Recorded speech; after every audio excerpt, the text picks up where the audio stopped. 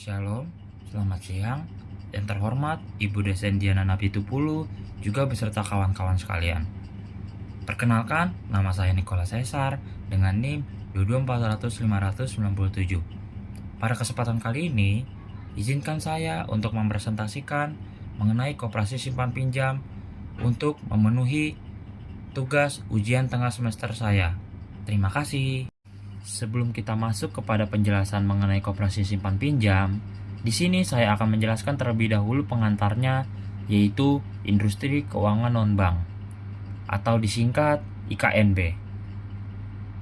IKNB ini atau Industri Keuangan Non-Bank ini merupakan lembaga yang menyelenggarakan aktivitas keuangan berupa penghimpunan dana dari masyarakat, lalu menyalurkannya untuk kegiatan investasi di perusahaan, serta menerbitkan surat berharga. Industri keuangan non-bank ini dahulunya sering disebut juga sebagai lembaga keuangan bukan bank atau LKBB yang didirikan sejak tahun 1972. Menurut Surat Keputusan Menteri Keuangan nomor 38/MK/4/1972. Adapun juga tujuan dari pendiriannya yaitu untuk mendorong perkembangan pasar modal agar penyaluran dananya lebih efisien sehingga meningkatkan kesejahteraan masyarakat. Industri keuangan non-bank ini termasuk lembaga yang diawasi oleh Otoritas Jasa Keuangan atau OJK, yaitu OJK ini sebagai otoritas pengawas lembaga keuangan di Indonesia. Nah, selain memiliki fungsi menghimpun dana dan menyalurkan dana, IKNB ini juga memiliki fungsi lain, yaitu yang pertama menghimpun dana masyarakat serta mengeluarkan surat berharga. Yang kedua, memberikan pelayanan penyertaan modal ke perusahaan maupun proyek-proyek tertentu dalam jangka waktu sementara sebelum diperjualbelikan ke pasar modal. Lalu yang ketiga, memberi permodalan kepada masyarakat ekonomi menengah ke bawah sehingga mereka mampu membangun usaha. Yang keempat, menjadi perantara antara perusahaan di Indonesia dengan pemerintah agar mendapat kelancaran permodalan. Yang kelima, sebagai perantara mencari tenaga ahli dan nasihat profesional. Lalu yang terakhir, memperluas sumber pendanaan usaha di sektor swasta. Nah, di dalam industri keuangan non-bank ini atau IKNB juga memiliki kelebihan-kelebihannya, yaitu diantaranya yang pertama, syarat-syarat untuk memperoleh pinjaman atau loan yang lebih ringan. Maksudnya, di dalam IKNB ini biasanya memiliki persyaratan yang lebih fleksibel dibandingkan lembaga perbankan. Nah, di dalam hal ini memungkinkan lebih banyak orang, termasuk yang mungkin tidak memenuhi syarat ketat bank untuk mendapatkan pinjaman. Lalu yang kedua, ada proses pencairan dana lebih cepat dan mudah. Di dalam IKNB ini seringkali memiliki prosedur yang lebih sederhana dan juga efisien. Dengan sistem yang dirancang untuk memudahkan, pencarian dana dapat dilakukan dalam waktu singkat setelah pengajuan, memberikan kemudahan bagi peminjam yang membutuhkan dana segera. Lalu yang ketiga, ada pengajuannya dapat dilakukan secara online melalui aplikasi ataupun juga website. Seiring perkembangan zaman, banyak IKNB telah mengadopsi teknologi digital. Hal ini memungkinkan nasabah untuk mengajukan pinjaman dari mana saja dan kapan saja.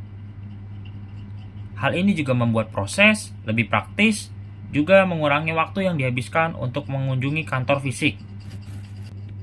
Baik, kita lanjut. Di dalam penjelasan yang keempat atau kelebihan yang keempat, yaitu di dalam IKNB ini juga sering menawarkan produk kredit tanpa agunan atau KTA, yang memungkinkan peminjam untuk mendapatkan pinjaman tanpa harus memberikan pinjaman. Ini menarik bagi orang-orang yang tidak memiliki aset untuk dijaminkan. Lalu juga yang kelima, sebagai besar IKNB tidak memeriksa terlebih dahulu riwayat pinjaman nasabahnya. Hal ini, banyak IKNB tidak melakukan pemeriksaan riwayat kredit secara mendalam, sehingga lebih banyak orang yang berkesempatan mendapatkan pinjaman meskipun mungkin memiliki riwayat kredit yang kurang baik. Ini juga memberikan kesempatan kedua bagi mereka yang mungkin terhambat oleh masa lalu keuangan mereka. Nah, tadi saya sudah menjelaskan mengenai kelebihan-kelebihan dari IKNB ini. Tapi, di samping kelebihan tersebut, IKNB juga memiliki kekurangannya, yaitu diantaranya yang pertama adalah rendahnya deposito dan tanpa adanya agunan membuat suku bunga cukup tinggi. Karena IKNB ini tidak memiliki agunan dan memiliki resiko tinggi, mereka cenderung menetapkan suku bunga lebih tinggi dibandingkan bank. Hal ini dapat membuat pinjaman menjadi lebih mahal bagi peminjam. Lalu yang kedua ada tenor terbilang singkat. IKNB biasanya menawarkan tenor pinjaman yang lebih pendek dibandingkan bank. Ini dapat menyulitkan peminjam yang membutuhkan waktu lebih lama untuk melunasi pinjaman, sehingga cicilan bulanan bisa lebih tinggi. Yang ketiga, terdapat biaya tambahan. Beberapa IKNB mungkin membebankan biaya administrasi atau biaya lain yang tidak terlihat pada awalnya.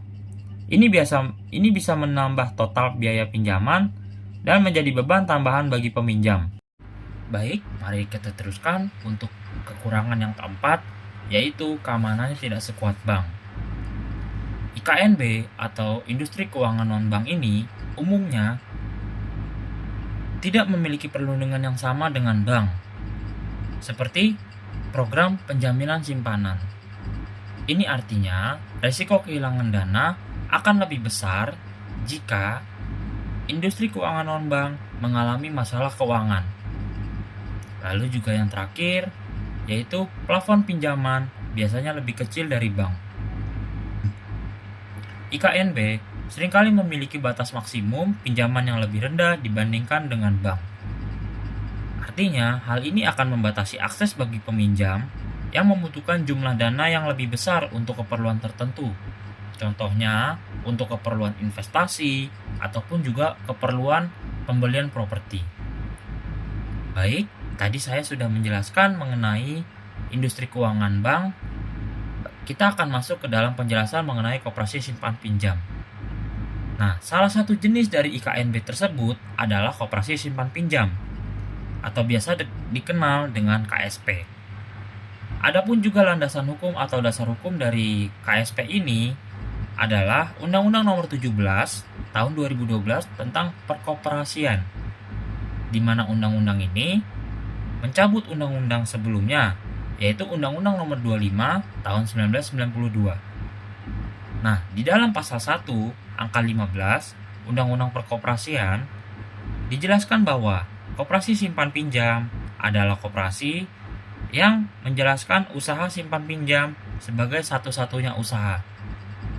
Maksudnya, tujuan utama dan kegiatan operasional koperasi tersebut terbatas pada pengumpulan simpanan dari anggota dan pemberian pinjaman kepada anggota.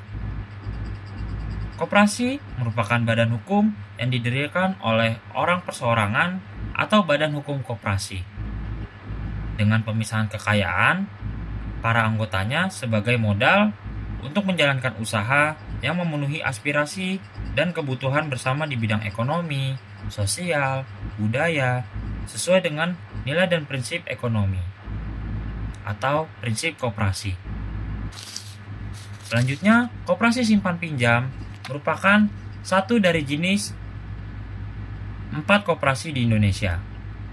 Nah, pendirian koperasi simpan pinjam ini harus melalui menteri. Maksudnya adalah pendirian koperasi simpan pinjam yang harus melalui menteri, bahwa proses pembentukan koperasi ini harus mendapatkan izin atau pengesahan dari kementerian yang berwenang. Biasanya Kementerian Koperasi dan Usaha Kecil Menengah. Ini bertujuan untuk memastikan bahwa koperasi tersebut memenuhi semua persyaratan hukum dan regulasi yang berlaku. Nah, di dalam koperasi simpan pinjam itu melakukan kegiatan. Di antaranya, yang pertama pastinya menghimpun dana dari anggota.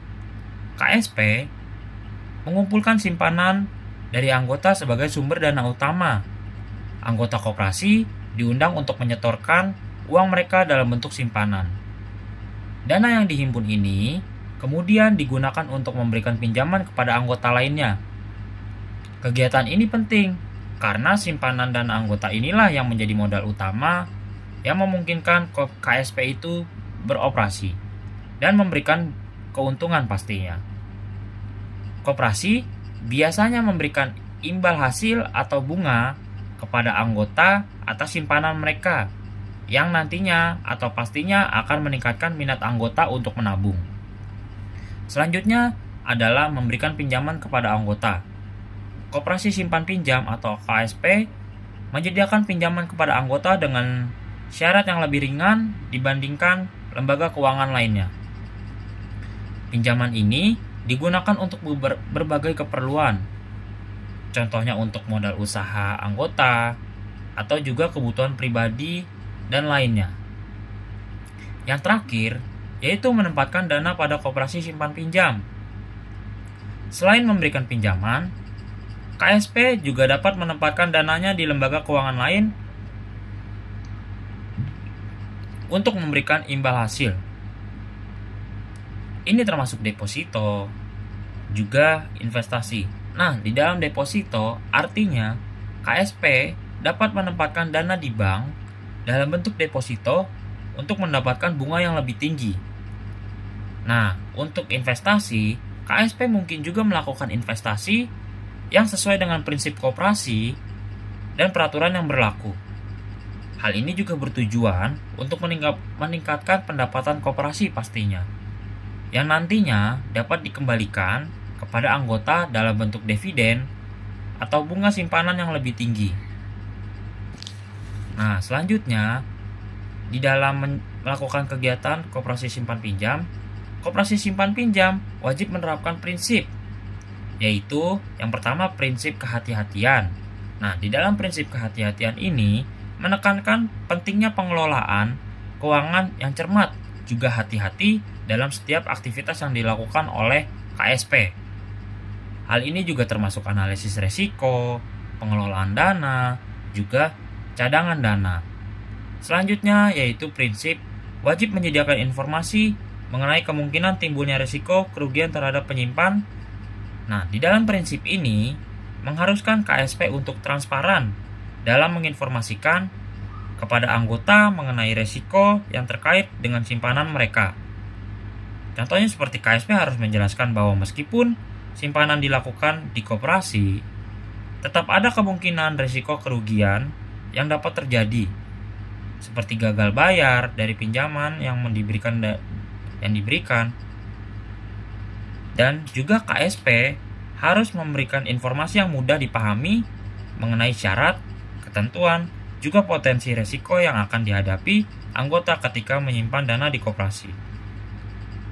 Prinsip selanjutnya yaitu prinsip dilarang melakukan investasi usaha pada sektor real. Baik, mari kita lanjutkan. Di dalam prinsip ini menetapkan bahwa KSP tidak diperbolehkan untuk melakukan investasi pada sektor usaha real. Contohnya yaitu seperti perdagangan, industri, atau properti. Hal ini dilakukan untuk menjaga fokus utama koperasi, yaitu simpan pinjam pastinya. Oke, selanjutnya, koperasi simpan pinjam menghimpun dana pada anggotanya, yang kemudian menyalurkan kembali dana tersebut kepada para anggotanya. Oke. Juga di sini ada pendapat ahli, yaitu menurut Widianti dan Sunindia, koperasi simpan pinjam memiliki tujuan untuk mendidik anggotanya hidup berhemat dan juga menambah pengetahuan anggotanya terhadap perkoperasian. Untuk tujuan tersebut, koperasi simpan pinjam harus menyelenggarakan aturan terkait peran pengurus, pengawas, manajer, serta rapat anggota. Nah, di dalam ini pengurus berfungsi sebagai pusat pengambil keputusan tertinggi. Maaf, saya ralat. Pengurus berfungsi sebagai pusat pengambil keputusan tinggi, pemberi nasihat, dan juga penjaga berkesinambungannya organisasi, dan sebagai orang yang dapat dipercaya. Lalu juga menurut Undang-Undang Perkoperasian, pengawas bertugas melakukan pengawasan terhadap pelaksanaan kebijaksanaan dan pengelolaan koperasi dan menulis laporan koperasi. Juga, pengawas ini berwenang meneliti catatan yang ada pada koperasi, juga mendapatkan segala keterangan yang diperlukan dan seterusnya. Selanjutnya ialah manajer koperasi simpan pinjam. Layaknya seperti manajer di organisasi apapun, harus terampil dan eksekutif, berjiwa kepemimpinan atau leadership. Juga di sini manajer dituntut untuk visioner dan menemukan kompromi dan pandangan berbeda. Akan tetapi, untuk mencapai tujuan, rapat anggota tetap menjadi kekuasaan tertinggi dalam koperasi. Hal ini ditetapkan dalam pasal 22 dan pasal 27 Undang-Undang Perkoperasian. Nah, selanjutnya juga, pengaturan terhadap koperasi simpan pinjam juga turut diatur dalam Peraturan Pemerintah Nomor 9 Tahun 1995 tentang pelaksanaan kegiatan usaha simpan pinjam oleh koperasi. Usaha simpan pinjam merupakan kegiatan yang dilakukan untuk menghimpun dana serta menyalurkannya melalui kegiatan usaha simpan pinjam dari dan untuk anggota koperasi yang bersangkutan. Baik, kita lanjutkan. Koperasi simpan pinjam dapat berbentuk koperasi primer ataupun juga sekunder. Koperasi simpan pinjam pun ini didirikan sesuai dengan peraturan perundang-undangan tentang persyaratan dan tata cara pengesahan akta pendirian dan perubahan anggaran dasar koperasi, yang nantinya pengesahan tersebut berlaku sebagai izin usaha. Adapun juga pengaturan terhadap koperasi simpan pinjam ini diatur dalam Peraturan Menteri Koperasi dan Usaha Kecil Menengah Republik Indonesia Nomor 15 M.KUKM/9/2015 tentang usaha simpan pinjam oleh koperasi. Peraturan ini hadir untuk mencabut yang pertama, Keputusan Menteri Negara, Koperasi dan Usaha Kecil dan Menengah Republik Indonesia Nomor 96/M.KUKM/9/2004 tentang pedoman standar operasional manajemen koperasi simpan pinjam dan unit simpan pinjam. Yang kedua, Peraturan Menteri Negara Koperasi dan Usaha Kecil dan Menengah Nomor 19/M.KUKM/11/2008 tentang pedoman pelaksanaan kegiatan usaha simpan pinjam oleh koperasi sebagaimana telah diubah dalam Peraturan Menteri Negara Koperasi dan UKM Republik Indonesia Nomor 15/M.TIK-UKM/12/2009 tentang perubahan atas Peraturan Menteri Negara Koperasi dan Usaha Kecil dan Menengah Nomor 19/M.TIK-UKM/11/2008 tentang pedoman pelaksanaan kegiatan usaha simpan pinjam oleh koperasi. Yang ketiga, Peraturan Menteri Negara Koperasi dan Usaha Kecil dan Menengah Nomor 20/M.TIK-UKM/11/2008 tentang pedoman penilaian kesehatan koperasi simpan pinjam dan unit simpan pinjam koperasi sebagaimana telah diubah dengan Peraturan Menteri Negara Koperasi dan Usaha Kecil Menengah Republik Indonesia Nomor 14/M.TIK-UKM/12/2009 tentang perubahan atas Peraturan Menteri Negara Koperasi dan Usaha Kecil dan Menengah Nomor 19/M.TIK-KUKM/11/2008 11/2008 tentang pedoman pelaksanaan kegiatan usaha simpan pinjam oleh koperasi. Legalitas usaha dalam koperasi simpan pinjam ini ialah dalam bentuk usaha simpan pinjam yang diberikan pada KSP dan USP koperasi setelah akta pendirian disahkan. Baik, sekian penjelasan dari saya. Kurang lebihnya mohon maaf. Mohon maaf jika ada salah kata. Terima kasih.